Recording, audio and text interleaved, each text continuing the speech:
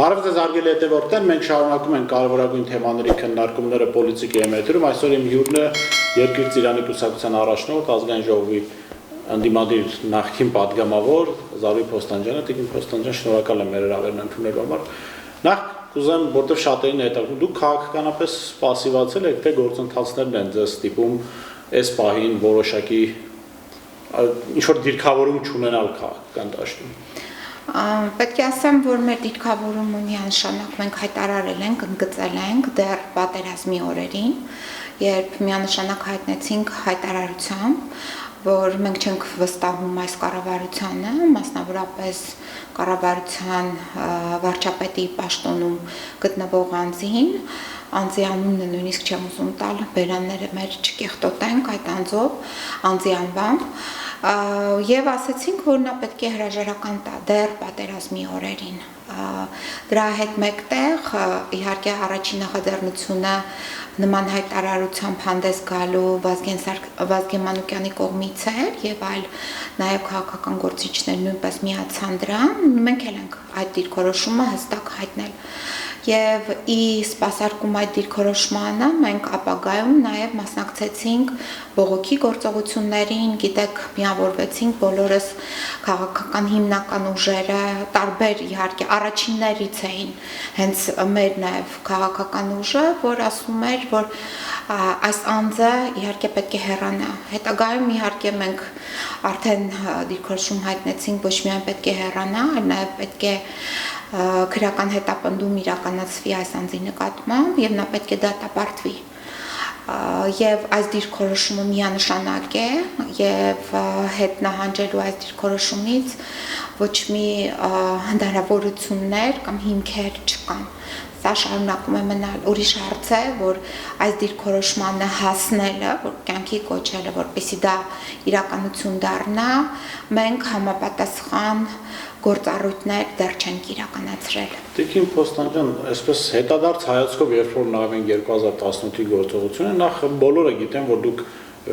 վերջին նվազն 10-15 տարիներին ընդդիմադիր գործունեություն եք ծավալել, եւ շատ ավելի արմատական եք եղել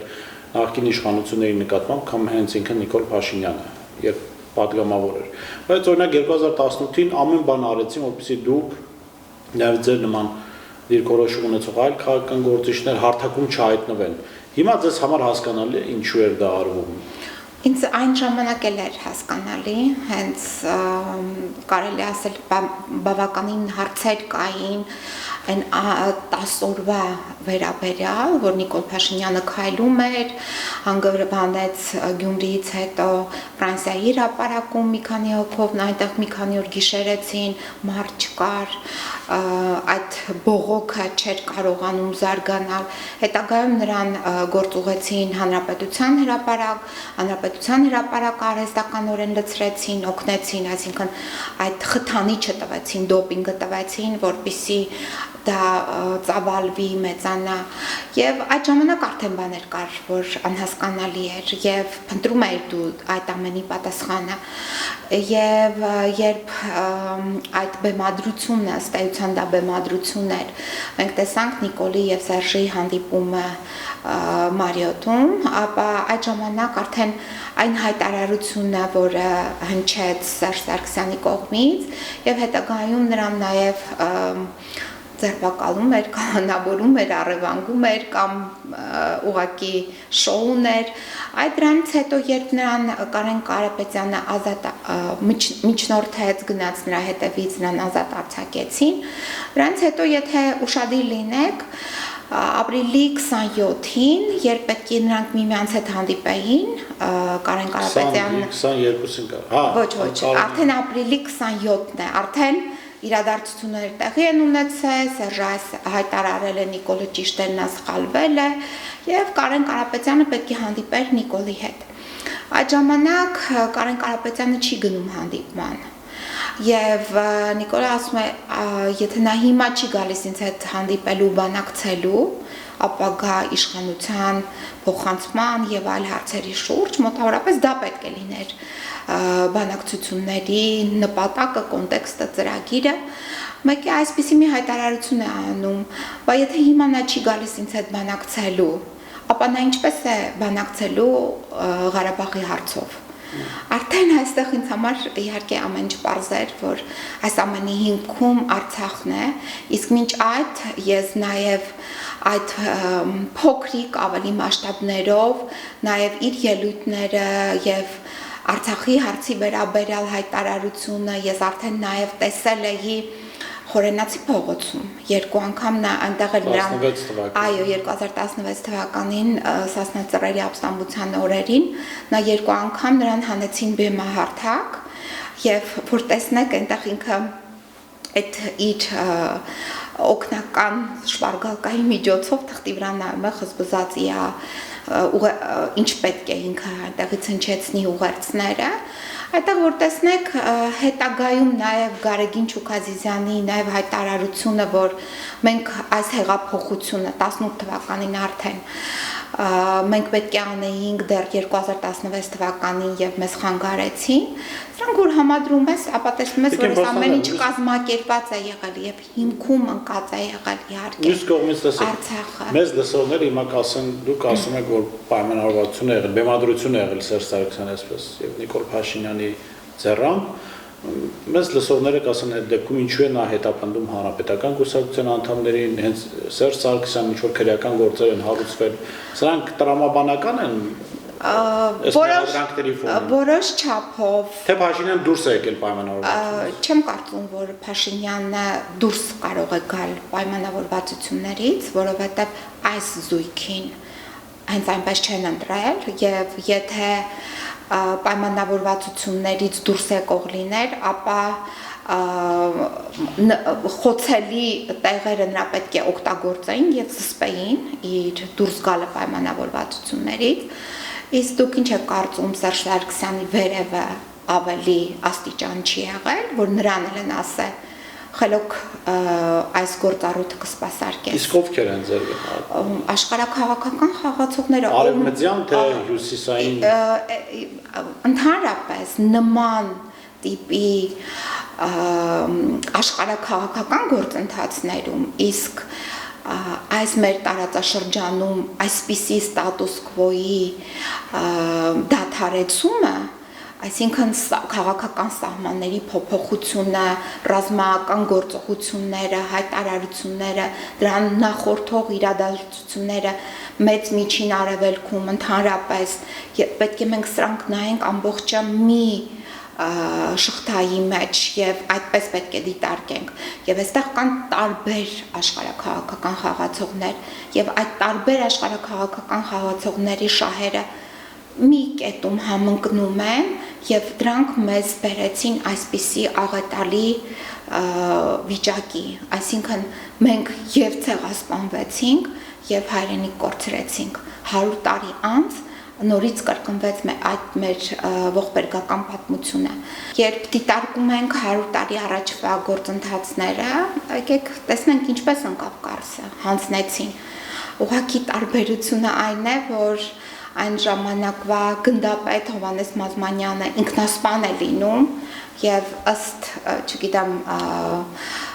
գրառումների պատմությունների ասում է մինչեւ ինքնասպան լինելը ասում է ախ մայրիկ ախ Հայաստան չկարողացա քեզ պաշտպանել այստեղ մենք ի տարբերություն չունենք նման գնդապետներ գեներալներ ովքեր որ հանձնեցին Շուշին ինքնասպան եղած որևիցե անձ չկա կամ մարդիկ ովքեր որ նույնիսկ այդ ցեղասպաններից դեռ պաշտոն են ստանում հանձնելուց հետո գեներալի կոչումներ են ստանում եւ պաշտոններ են ստանում այս է եթե շատ կարճ ձեր գնահատմամբ Սերժ Սարգսյանն ու Նիկոլ Փաշինյանը այս պահին էլ խաղում են միասին պայմանավորված այդպես է թե ես սխալ հասկացա եկեք մի փոքր բարձր նայենք ովքեր են կանգնած իրենց վերևում ում ձեռքում են իրենց թելերը բոլորի այդ թելերից քաշում են եւ այդ թելերի ներքո տեղի է ունենում խաղը ես այդպես եմ կարծում եւ եթե այդպես չլիներ ապա առնվազն այն հայտարարությունից հետո երբ Սերժը փոխանցեց իշխանությունը Նիկոլին ասելով հայտնելով որ Նիկոլը ճիշտ էր ինքը սխալվել է նա հայտարարություն չի արել որևիցե միտեղ հարցազրույցով հանդես չի եկել, թող գար այս լրատվամիջոց կամ գնար մեկ այլ լրատվամիջոց ում ինքը ավելի վստահում է կամ անկաշկանդ է այդ լրատվամիջոցի առջև իրեն զգում, թող տար հարցազրույց, հարցերը ահռելի են, ինչպես այս ամենը տեղի ունեցավ, ինչու փոխանցվեց իշխանությունը, ինչու այս իշխանության փոխանցման ընթացքում ինքը միայն դատարան գնալուց առաջ ուղղակի հայտարարություն արեց Արցախի վերաբերյալ, ինչ գիտեր, որ այդ հայտարարությունը անում էր, եւ ակնհայտ է 16 թվականի պատերազմից հետո իր հայտարարությունները, հանդիպումները Արցախում եւ հենց նույն Սասնա ապստամբության օրը 2016 թվականի հուլիսի 17-ին ինքը գտնվել էր Արցախում։ Դրանից մի օր առաջ Շուշիում տեղի էր ունեցել համաժողով Արցախապատկան տարածքների վերաբերյալ։ Դրանից հետո օգոստոս ամսին մեկնել էր Արցախ, հանդիպում էր ունեցել շուրջ 25 հոգի պատգամավորներ նախագահի եւ այո պաշտոնյաների առջև եւ ասել էր, որ գիտեք ինչ, պետք է հանձնենք այս հողերը, եթե չհանձնենք, հիշում եք այն երգը «Ղարս, ղարս, ղարս, երբ պետք է դու հայր Հայաստան վերադառնաս», այդպես է կերգեք Ստեփանակերտի մասին։ Այսինքն ինքը գիտեր, որ կա պարտադրանք։ Կին Պոստանջան, հիմա մեզ չեն մեղադրի, որ մենք փորձում ենք Փաշինյանի վրայից մեղքը գցել Սերժ Սարգսյանը։ Գլխավոր պատասխանատուն չի շարունակում մնալ Փաշինյանը։ Միանշանակ։ Տեսեք, ես մի հայտարարություն արեցի մամուլի ասուլիսի ժամանակ, որ եթե նրանք ունեցել են իրենց մեղքի բաժինը, որոշ չափով ունեցել են իհարկե, նրանց եղել է պայմանական 27.5 տարի, իր մեղքի բաժինը 2.5 տարին իր պաշտոնավարման, հավասարազոր է եղել 250 տարվան։ Այսինքն, եթե նրանք ունեցել էին 27 տարի, ինքը ունեցել է 250 տարի, որովհետև ունեցել է լիարժեք ազգային վստահություն, լիարժեք մանդատ։ 2.5 տարվա ընթացքում մենք կարող էինք եւ համապատասխան զինվել, եւ համապատասխան մարզվել, եւ համապատասխան ուժեր գործադրել, նույնիսկ եթե չանեինք էլ, այսօրվա այս ամեն ինչը ուսումնասիրելով, փորձագետները վաղը վերլուծություն այս ամենի կտան։ Մենք նույնիսկ այս դեպքում, եթե չլիներ դավաճանություն, մենք դուրս էինք գալու դեպի Կասպից ծով։ Այսինքն, այստեղ պայմանավորվածությունը նրան փոխանցել են իշխանությունը, նրա համար, որպեսզի նա այս գործարքը ի կատարածի։ Տիկին Պոստանջան, դուք ձեր խոսքում նշեցիք 16 թվականի ՊՊՑ գնդի գրավումը եւ այն անվանեցիք ապստամբություն, այդ օրերին Սասնա ծռերը հայտարարում են, որ իրենք զենք են վերցրել, քան որ Արցախը հանձնելու վտանգ կա։ Հիմա Արցախը հանձնվեց, իրենք որևէ գործողության չդիմեցին։ Այս իրողության ֆոնին ճիշտ է 16 թվականի տեղ ունեցած անվանել ապստամբություն։ Ես կարծում եմ իմ պաշտպանյալների անունից եմ ես հանդես գալիս, Պավել Մանուկյանի եւ Արմեն Բիլյանի, այո, նրանք անկեղծորեն դիմել էին ապստամբության զենքը վերցրել էին, որպեսզի ապստամբեին եւ այն հայտարարությունը հենց առաջի օրը, որ արվել էր, հայտարարության մեջ հստակ նշված էր, որ հիմքում նաեւ Արցախն է, այսինքն Արցախի խնդրի համար են նրանք մտել ՊՊՑ գունդ։ Ուրիշ հարց է, որ այնտեղ ուղղորդումներ են եղել, բաժանումներ են եղել, պարակտում է եղել եւ այլն։ Պավել Մանուկյանը կարծեք նա հեռացավ։ Դրանք, այո, դրանք արդեն ապագան են, բայց մարդիկ իրոք եւ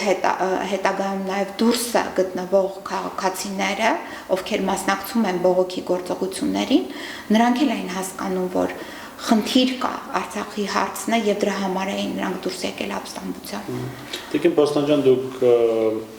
17-ի ֆորմատի մեջ, եթե չեմ սխալվում, ձեր կուսակցությունը կա։ Կուսակցությունը համագործակցում է բոլոր ներկա ուժերի հետ այդ ֆորմատում եւ եթե վերցնենք հիմնական խաղացողներին, Դաշնակցությունը նաեւ ձեր կուսակցությունը, Հանրապետական կուսակցությունը, Հայրենիք կուսակցությունը Արթուր Վանեցյանի գլխավորությամբ եւ Բարգավաճ Հայաստան կուսակցությունը, իրենց շանսերը ոնց եք գնահատում եւ դիրքավորումները ինչպես եք գնահատում։ Արդյոք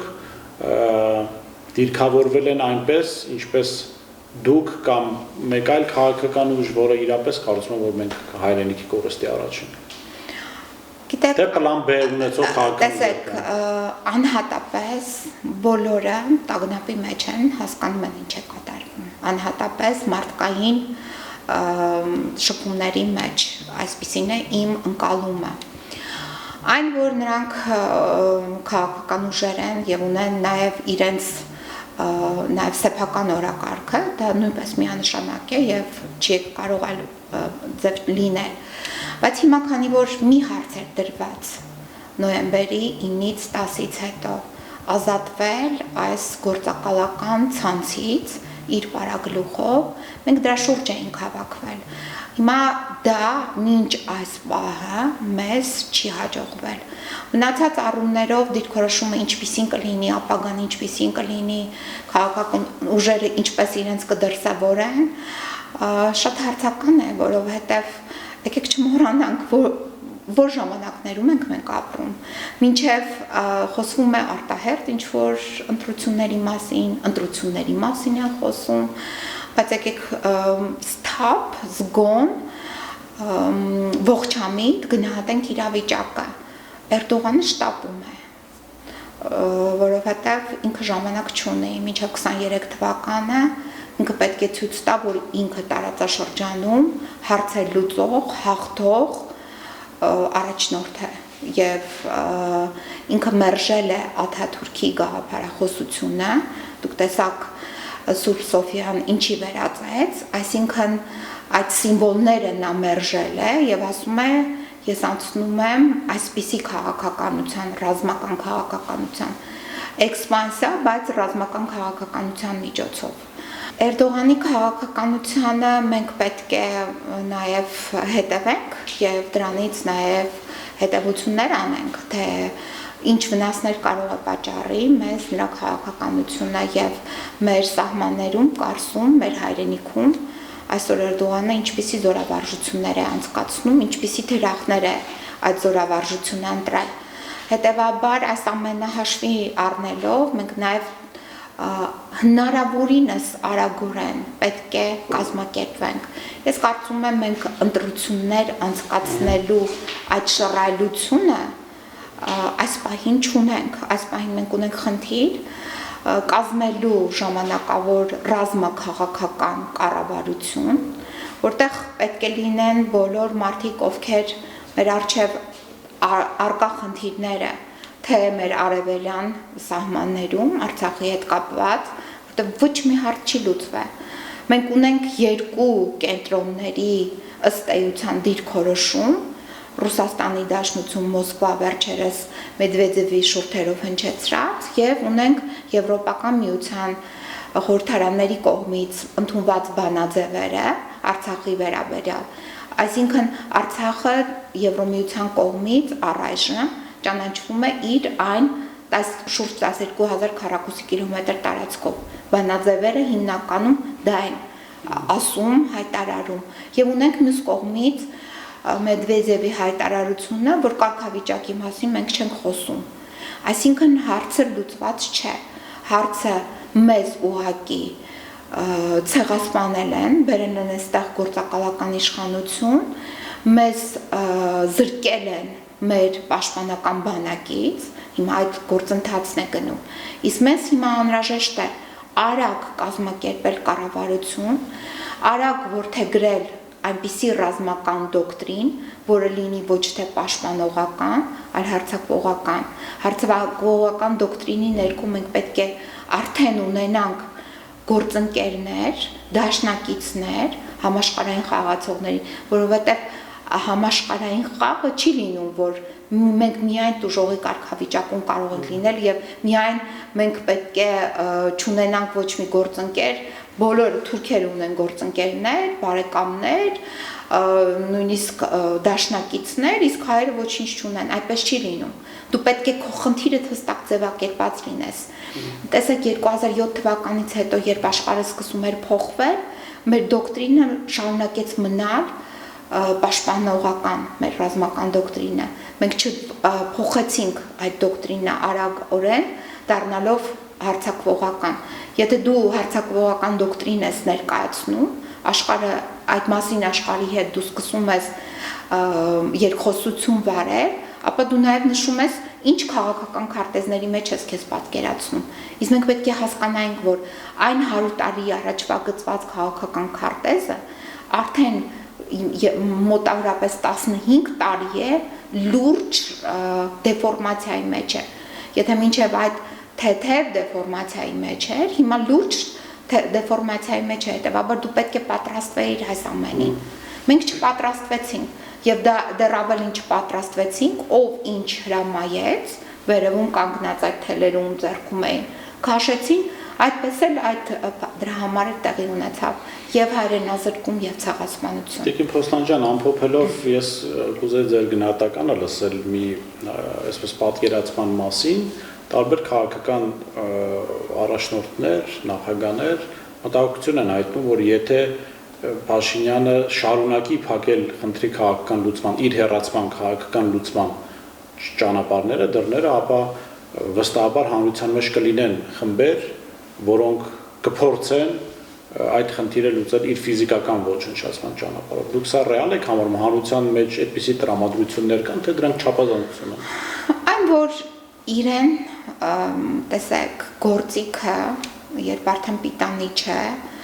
ինչպես են ներարկիչները եւ այլն, դրանք միանգամյա օգտագործման գործիքներ են։ Այս գործիքը, քանի որ այնպիսի ավանտյուրայի մեջ է ներգրաված եղել, իրեն պետք է շպրտեն, այսինքն վերացնեն։ Հիմա դա ինչպես տեղի կունենա, անունը կդնեն, որ համազգային ընդվզման հետևանքեր, որ նա վերացրեցին, թե ինչ որ միտեղ կգտնեն, որ սրտի կատված է ստացել, կամ չգիտեմ ինչ ձևով դա տեղի կունենա, դա այդքան էական չէ, բայց որ դա տեղի կունենա, իսկ ես չէի ցանկանա, ես կուզենայի, որ ինքը կրեր այդ տառապանքները, ամեն օր զգար այն երիտասարդների կյանքերը, որ ինքն ու իր կողակիցը իր, չգիտեմ, այո, իրար հետ դա իրականացրեցին, նրանք պետք է զգան, որովհետև այն ինչ որ տեղի ունեցավ, դա չգիտեմ ինչպես աննկարագրելի է բացատրել։ Շնորհակալ եմ Տիկին Փոստանջյան, մեզ հյուրընկալելու համար, իսկ ես հիշեցնեմ, որ զրուցում էի Երկիր Ծիրանի կուսակցության առաջնորդ Զարուհի Փոստանջյանի հետ։ Ցտեսություն, կհանդիպենք։